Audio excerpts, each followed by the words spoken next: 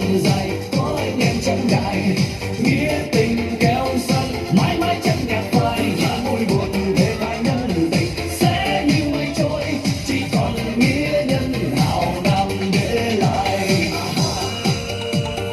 Hào nam, hào nam, hào nam, hào nam, hào nam là tôi đang muốn một lòng với anh em, dù mai có sóng gió cập gần có sóng ngang, có dư duyên và là hứa hào nam là sống chết với anh em, chỉ cần anh không có hai tiếng hào nam.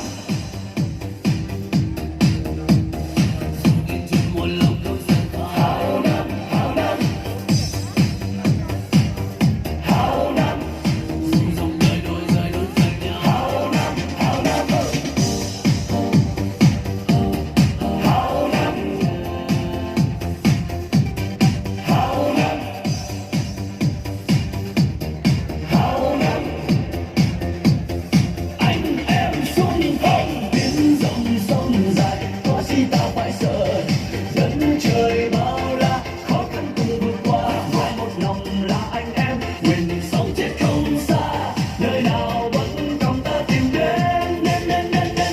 Biến dòng sông dài có anh em chẳng ngại, nghĩa tình keo sơn mãi mãi chẳng nhạt phai, và vui buồn về hai nhân tình sẽ như mây Vâng, trôi. kính thưa toàn thể quý vị và xin mời tất cả quý du khách cùng toàn thể các bạn sang đến từ các huyện, các trường, chúng ta sẽ cùng hòa trong với điệu nhảy tập thể của các bạn diễn viên của chúng tôi trong buổi sáng ngày hôm nay. Xin trân trọng kính mời.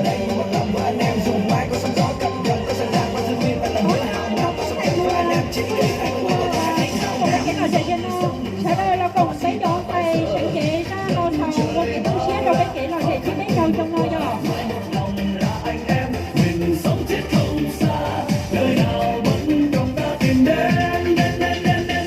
Biến dòng sông dài có anh em chẳng ngại, nghĩa tình keo sơn mãi mãi chẳng nhạt phai, và vui buồn thế thái nhân tình sẽ như mây trôi, chỉ còn nghĩa nhân hào nam để lại.